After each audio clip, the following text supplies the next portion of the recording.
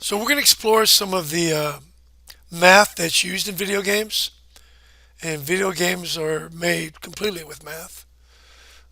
Linear matrixy math are what compose the video game and make it play. But we're going to start with just some basic definitions, define them, and see a little bit how they work. So we're going to start with vectors.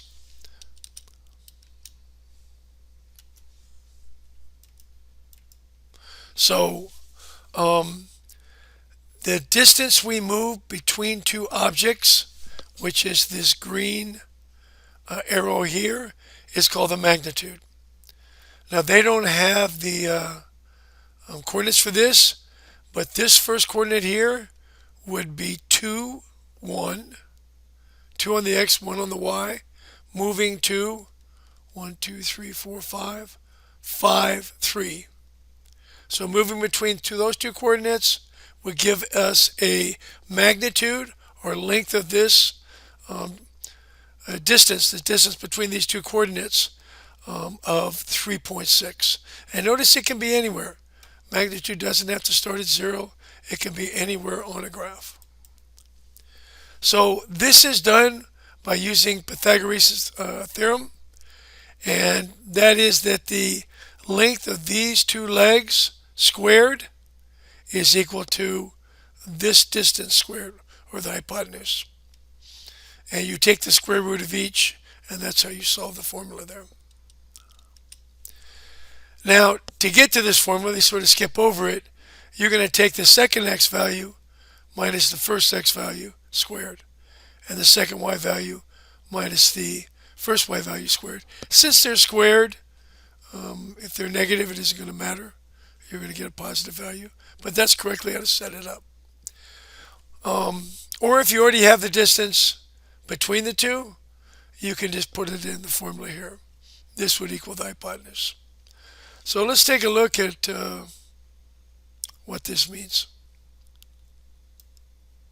I'm going to give you one of these graphs to work with. I opened it in Paint. So you're going to open it.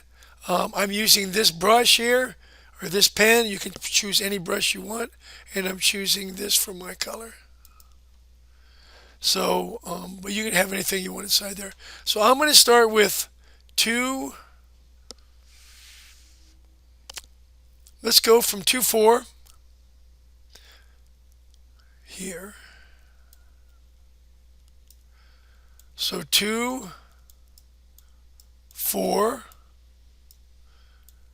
and we're going to go to 6, 8.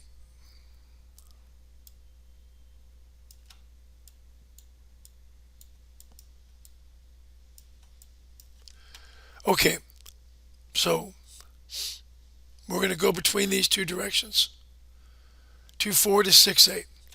And our magnitude would look like that, and you'd have a little dash on it. But we need to find out what this is. Now what we're going to be using is this formula to calculate this. Maybe I should have used a smaller pen.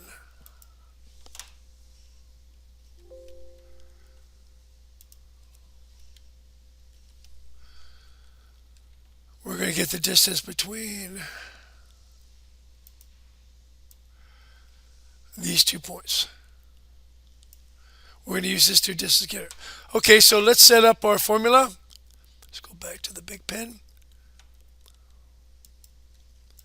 I'm going to have x2, 8, minus, that's not right. We have a little eraser here too. I think if you let it go, it goes right back to where it was. Okay, let's try that again. We have x2, 6, minus 2, squared, and plus, and we have 8 minus 4 squared. Okay, so, and this would be under a square root. So I'm going to have the square root of 4 squared plus 4 squared. And notice since they're squared, even if they were negative number, they'd still be positive because a negative times a negative is positive. So I'm going to have the square root of, that's going to be 16 plus 16, 32. Now, the square root is a number times itself multiplied. So we know 6 times 6 is 36. 5 times 5 is 25. So it's probably going to be around 5.7.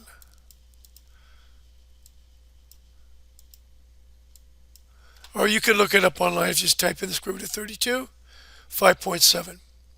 So I'm going to be giving you some problems to practice with. Make sure when you do this, if you want to keep your work and keep that sheet blank, just go in there and save it as like vector practice. Create a new folder and save your work if you want to go back and look at it. But do not undo the original. So that way you have a blank one to always work with. Or you could come here and erase the whole thing. Anyway, so we can tell this is 4 and 4. So we used the 2 legs squared and we got this.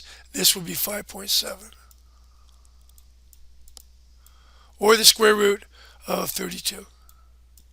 Anyway, I'm going to give you something to practice with. We're going to start simple and just figure out the magnitude, and then we'll go from there. So, and of course, we're just using the formula this squared and this squared. So if you already have these values, it's just the square root of this squared and this squared right here.